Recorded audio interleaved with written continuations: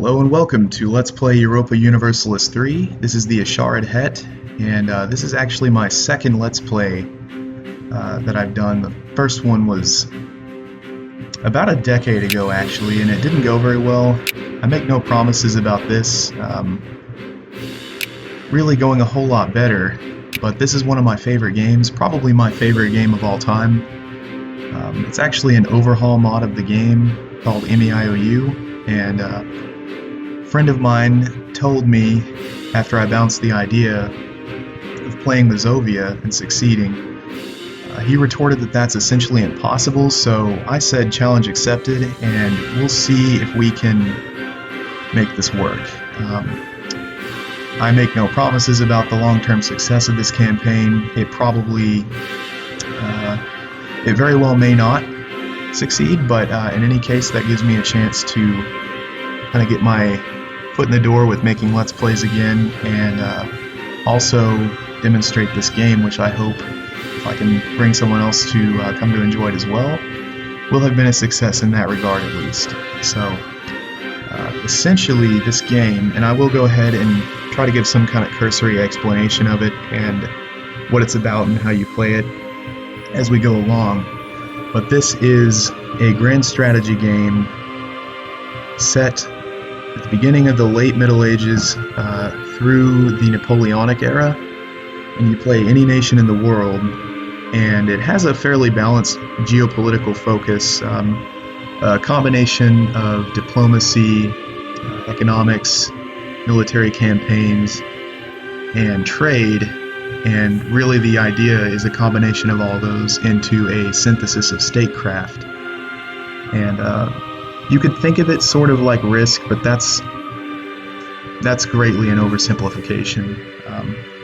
This game has a lot of dynamic depth, and while you as the player don't directly control too many factors, you have to keep an eye on several myriad things, and mostly your decisions are those of timing between them. So this is, as you can see, the political map of Europe in the year 1356. Masovia here, the heart of medieval Poland, is who we will be playing, and this is going to be a challenging game because Poland proper has basically a claim to conquer you, and they usually, as the AI, implement that fairly quickly. They might do it immediately in this game, we'll see, but I will do what I can to get around that. So because this is going to be inherently so difficult, I'm going to play on the normal difficulty setting. I normally play very hard, but you as the player with a human brain at the helm of a country with decent potential kind of makes the game too easy sometimes. So very hard helps balance that out, but since Mazovia is going to be such an inherently challenging nation, playing on normal makes the most sense, I think, so it's not totally suicidal. You could actually, the idea for the game originally, historical advisors were an option. That has never properly worked, but the idea was, if you were, say, playing England in the late 17th century, Sir Isaac Newton would be an available great man that you could hire for your court. That has not ever really worked. There's a previous, or rather a separate mod of the game that did a better job modeling that, but that was available with the normal setting. So everything else here looks good, and without really knowing the game yet, a lot of these settings won't really make sense. So I will explain that retrospectively later, hopefully. We'll play with normal AI aggressiveness, colonist normal, no lucky nations. Alright, that all looks good. Now when we select this, our leader, Duke Siemowit III of the Pious Dynasty, will be assigned a trait that's randomized. So we'll have to see what that is, but we're going to jump right in here and get going.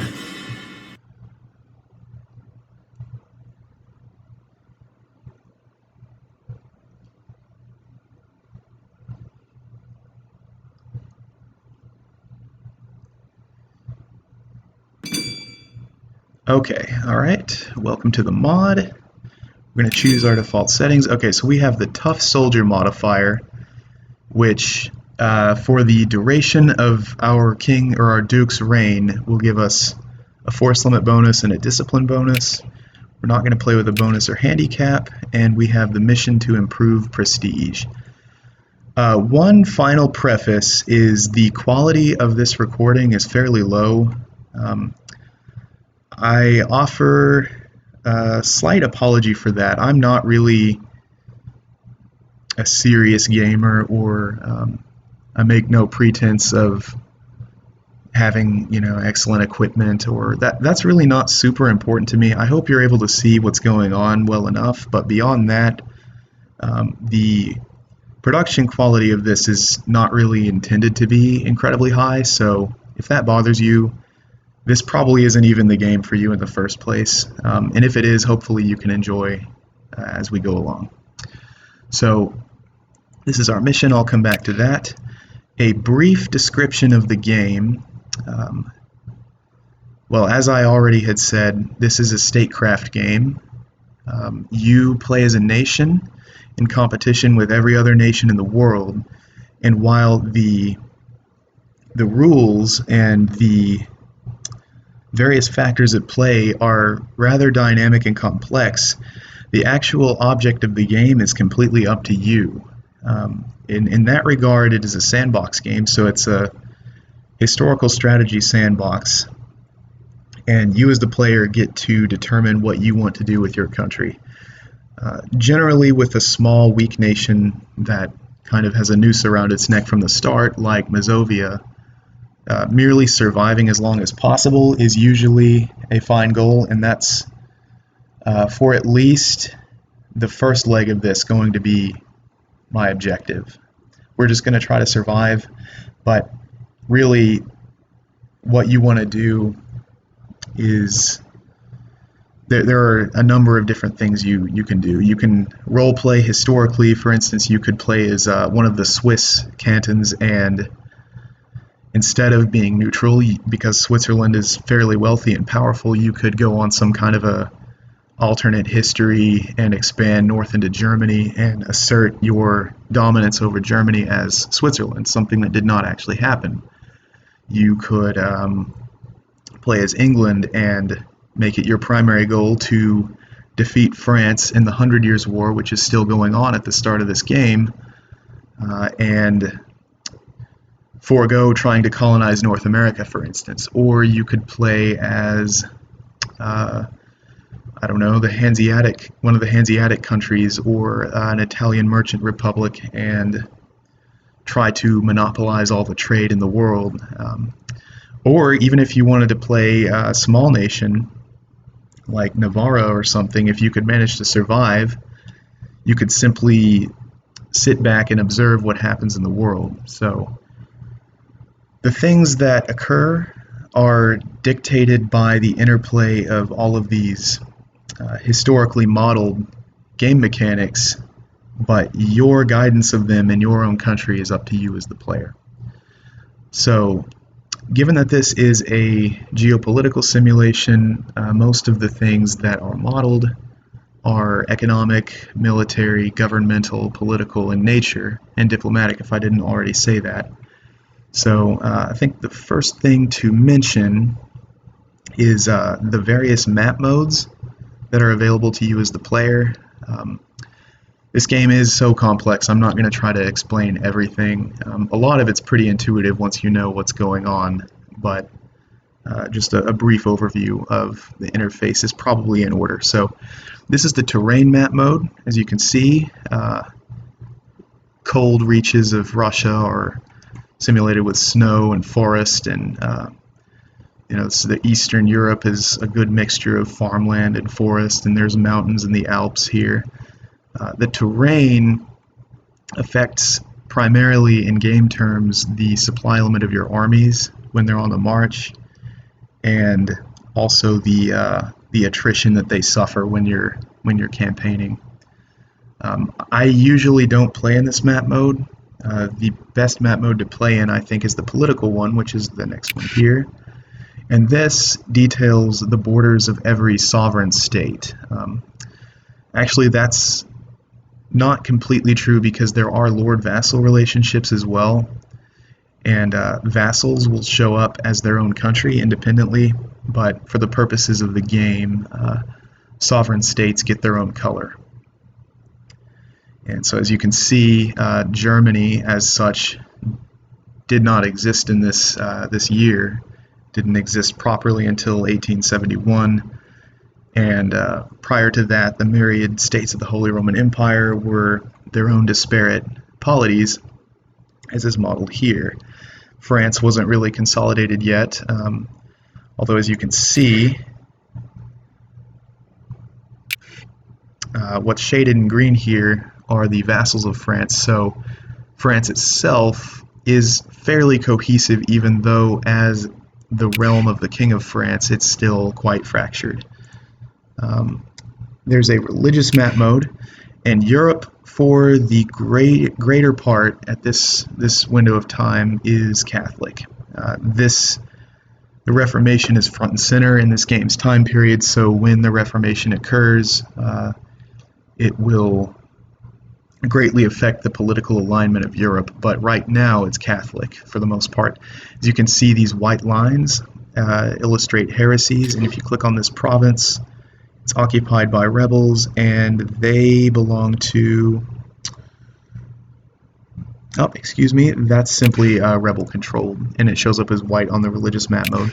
But for instance, the Hussite heresy will show up with these same lines running through the provinces to illustrate that it's not completely orthodox. Speaking of orthodox, that would be this orange color here in the Balkans and Russia, and this red is the animism, the last enclave of, the last refuge of paganism in Europe, Lithuania, and the red color bleeding through the orange is illustrative of the state religion of Lithuania being this paganism, even though the indigenous religion is Orthodox Christian, but it's politically controlled by Lithuania. So here's one example where referring to this map mode is handy, so it gives you a clear presentation of that information. And as stated a second ago, even though Germany as a unified state didn't exist yet, the Holy Roman Empire, of course, did. And so here you can see all of the states that belong to the Holy Roman Empire. The brightest shaded green is the Emperor, which is the King of Bohemia here. These slightly darker green states are the electors, and they, of course, elect the Emperor. When he dies, a new one is elected, and you can see who they're voting for here, and your relation with each elector, which is really only relevant if you are a state within the Holy Roman Empire, because that means you're a candidate for emperor, and if you can woo the electors, they may vote for you. And being emperor gives you a myriad of advantages that we will discuss later. There is the trade map mode, and every different shaded region here is a different center of trade. Every province in the game produces a resource which has a value determined by its supply and demand. In addition to the output of that good being expressed as a value of production for the local population, it is sent, so to speak, to the center of trade that that province belongs to and is traded for. And as you as the nation, or as a nation, send your merchants to those centers of trade and siphon back a portion of that value to your own economy. And the centers of trade are basically the nodes where that occur. So as Mazovia, we belong to Krakow. I'm not going to try to pronounce the Polish spelling of that, but as we can see, everything in pink here is traded in the city, which is... Actually, where is that? Yeah, Krakowski. Here it is. That army was blocking it. So this is the center of trade. Everything in pink, all of these resources are essentially shipped here and traded for. And your merchant pool here, which is generated at a different rate based upon a number of factors, you send them to the centers of trade. They bring back some of that wealth to your own country. It costs money to send merchants, and their success rate is determined by a number of other factors. But as you can see, there are multiple centers of trade, and if those centers of trade no longer are lucrative and countries don't send their merchants to them, they actually lose heat, I believe is the term in the game.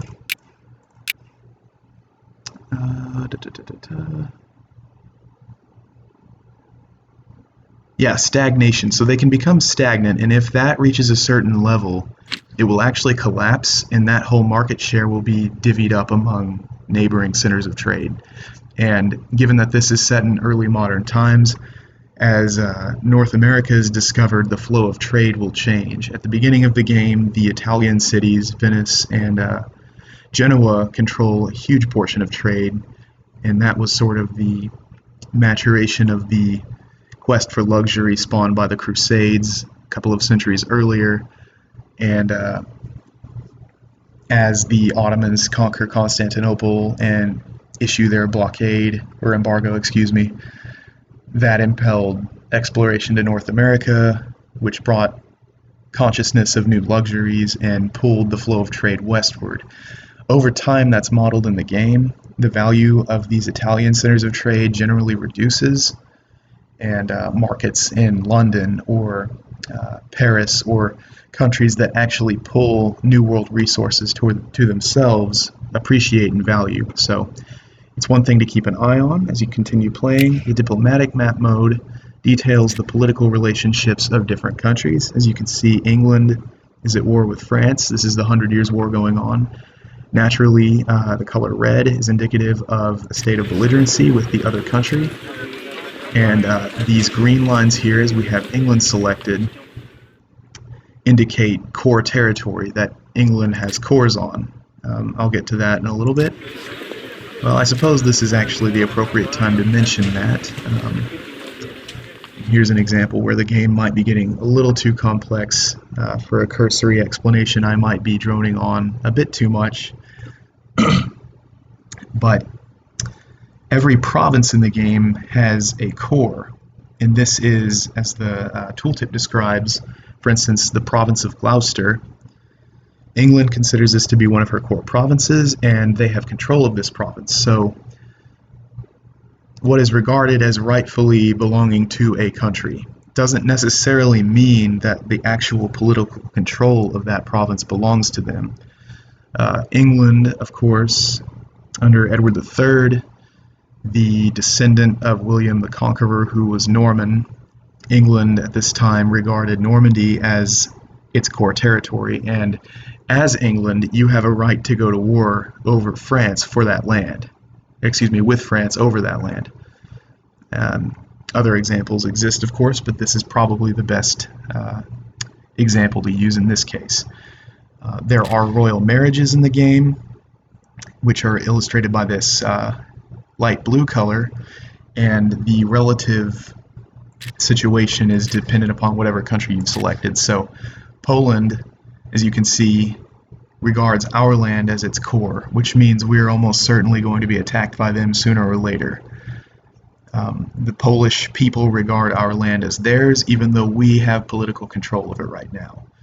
They have a royal marriage with Hungary, as you can see from this blue color.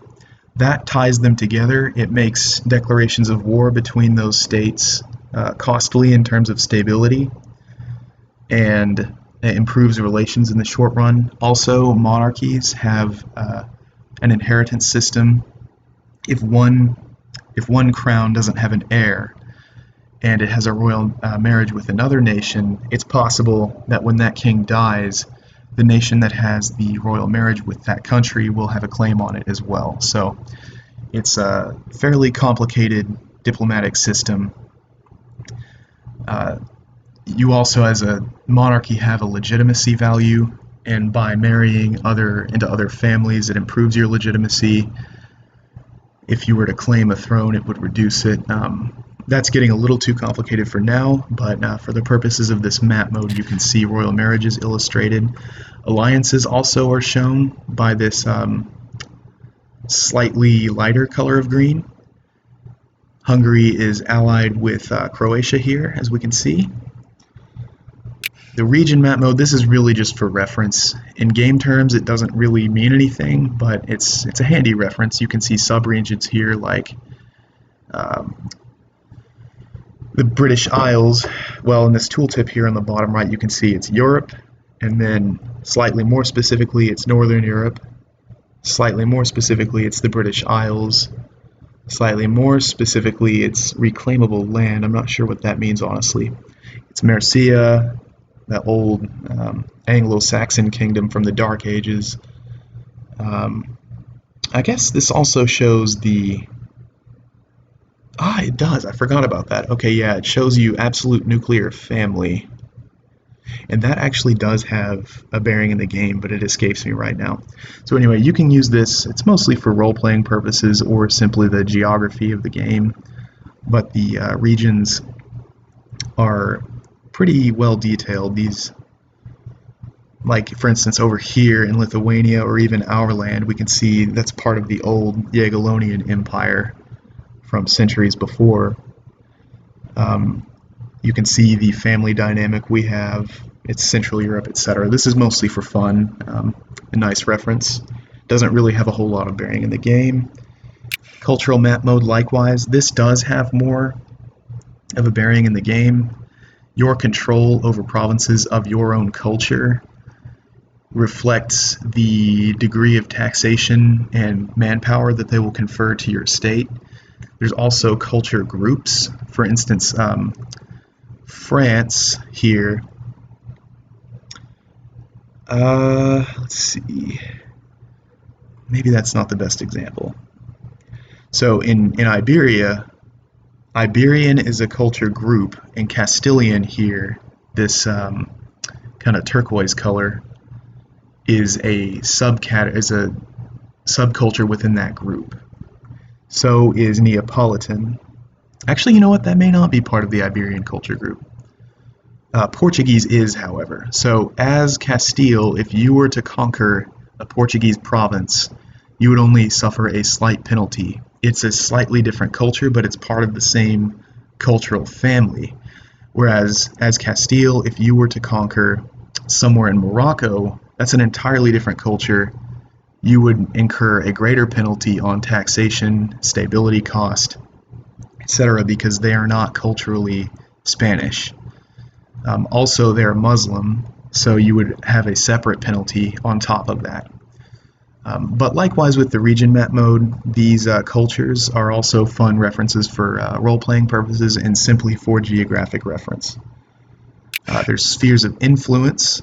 As you accrue power in the game, you can build a sphere of influence, which basically gives you the right to attack anyone that meddles in your sphere of influence. Without going into much of a tangent, I don't think I can really explain it further than that. But and this comes into play later in the game. It's not really so much of an early game thing. And as I said, the timeline goes all the way until the Napoleonic era. This mod actually goes until 1856, but the heart of the game really ends with the death of Napoleon. There's a Revolt Risk map mode. This is highly important. As with the culture and religion, if you conquer provinces that are not core territory, really for a huge number of reasons, there's an inherent revolt risk, and every month there's a chance that that province could revolt, and then they will spawn rebels that you will have to defeat in battle. If you don't defeat them, they will successfully break away from your country. And even if they don't spawn revolts, the degree of risk is a penalty on your taxation and your stability cost that country generates. And once again, we have a couple of other concepts that aren't explained yet, but most of this should make intuitive sense shortly. And I might be going a little into too much detail simply explaining the game, but I think these map modes are probably worth mentioning, and then I'll explain some menus up here before we dive in. Okay, Colonial Map Mode. This is really only relevant if you're playing like an Atlantic power that can colonize. Trade winds across oceans, colonial range of provinces that you could colonize. That's detailed here. For our purposes in Eastern Europe, they're irrelevant, but if you were to play England, the Netherlands, or Holland, and it was later in the game, this would be worth going into more detail. Economic map mode, this is simply a color chart of how profitable your provinces are.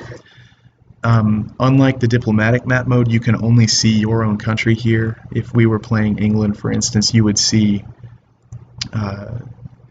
different hues of color representing the relative wealth of each province. Manpower map mode, same idea. Every province generates soldiers that you reinforce your armies with as a resource, and as you recruit units, they are drawn from this pool, which generates a certain number every month. And with the economic map mode, or as with that, it gives you a color chart for the amount that they generate. Fort level, every province in the game has a fort level. You have to construct those. Outside of like rural Russian provinces, just about everywhere has at least fort level 1, and some really wealthy lands have fort level 2 at the start of the game. You can see that here. This actually has fort level 4. Avignon, which is one of the wealthiest provinces. Well, it's not wealthy, but I guess it's one of the most, politically important.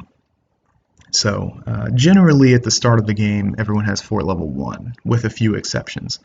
But as the game goes on and you research military technology, you can build more. They are very expensive, though. Stability cost, I touched on this just a second ago. Based upon a myriad of factors, every province you control has a certain expense of political capital necessary to keep it stable and loyal to your regime. Provinces that belong to your culture, your religion, the tolerance for your religion, and if it's not your religion, your tolerance for a heathen or heretic faith, the level of revolt risk, whether or not it's a core province, all of these things affect a cost that your ownership of the province confers to a pool that you have to actually spend money, which really is just a model for the political capital of a bureaucracy to maintain stability over. And as with these other factors, this should make a little bit more intuitive sense as we continue along. Technology, the same concept. Well, actually, in this map mode, you can see the relative degree of technological advancement. At the start of the game, the Muslim world is more technologically advanced than anywhere else.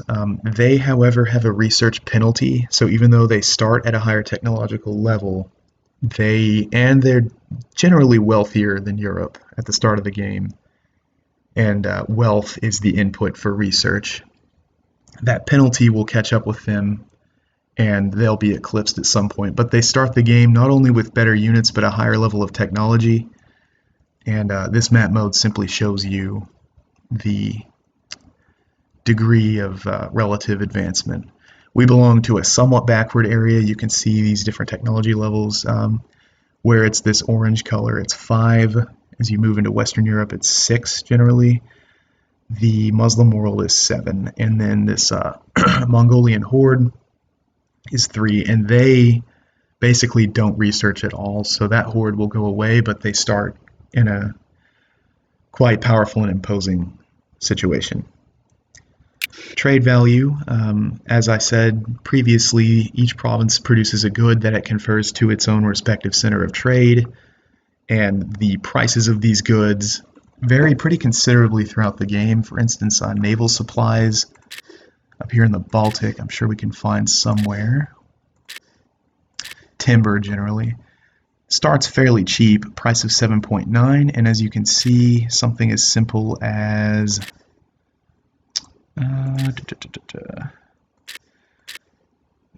Yeah, like for instance, apiculture, honey, wax, etc., starts at a price of 10.6. These prices vary throughout the course of the game, but their relative value is color charted as well. Okay, let's see. There's a supply limit as your armies march through different lands. The amount of food available for forage, etc., is represented by a supply limit. And when you exceed that, the army accrues attrition as it spends time. When you don't directly control any land, it has an extremely low supply limit, naturally enough. People don't really open their storehouses willingly when they're not feeding their own people. So you can expect to suffer attrition when you're campaigning elsewhere.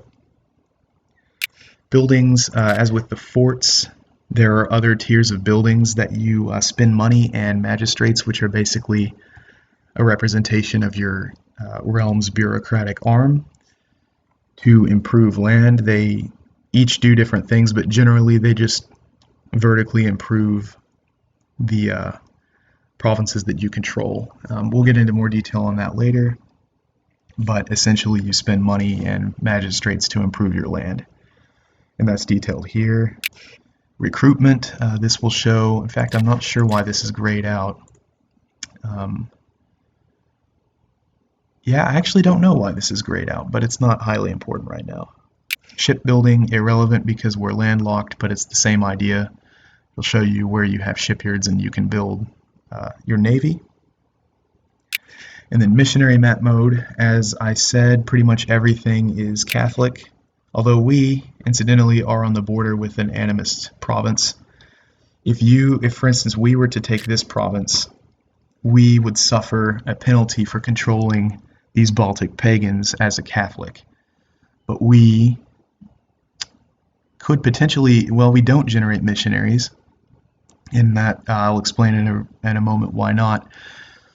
If we did generate missionaries, you could send a mission which costs money to attempt to convert that province, and this map mode would show you how likely that is. So there's a brief overview of all these map modes. The political is the one I prefer to play in. I think it's the most relevant to reading what's going on as far as a color chart goes.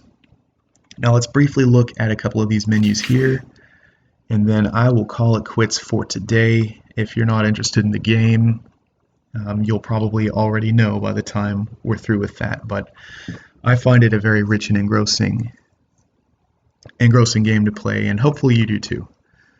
But if not, then it's not everyone's cup of tea. I acknowledge that.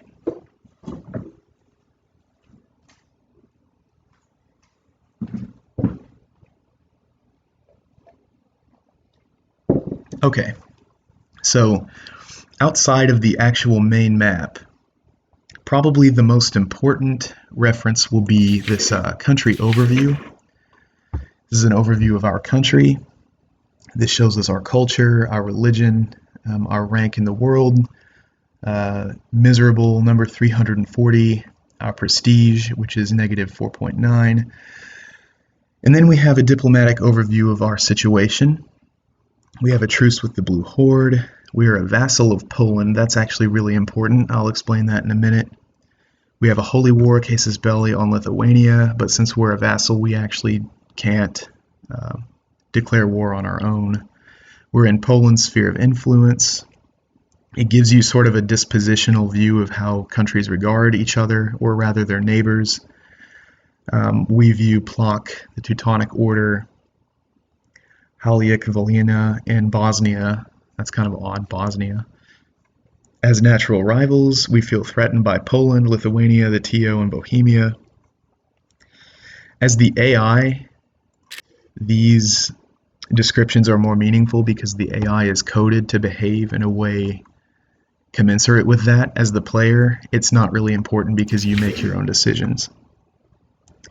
And we have the mission to improve our prestige. Here you can see a numerical value of our relations with the entire world, and then all of the country modifiers that we have applied to us. We import grain, which increases the cost of maintaining our armies. Manpower balancing, that's That has to do with this mod changing the values for the game so much, but for our purposes, we could ignore that. Tough Soldier is our Duke's personal modifier, and then we also have a personality trait. We're modest, so we have higher taxation. Our stability cost is reduced, but our cultural tradition is as well. Then you have a court. This will show your leaders' respective skills. There's an administrative skill, a diplomatic skill, and a military skill. And I've gone into so much detail on everything. You could just suffice it to say for now that your higher skill level in each respective category confers a relative degree of advantage in each area. And it's a value of 1 through 9. And every single new ruler you have receives a new value. There are advisors. You start the game with your own starting advisors. Usually they suck, like this guy. But after 1 year, if you don't hire them, they're on the market, so to speak, and any country in the world can hire them. So sort of a gamey trick is simply to pause the game 1 year later and see every advisor that wasn't hired. Advisors, you basically just pay them a monthly fee and an upfront cost, and they give you a specific advantage. This guy is a recruit master, and for our purposes, this is pretty much worthless. Recruitment time, if you have high war exhaustion, that can be really helpful, but as a two-province country at peace, it doesn't really matter.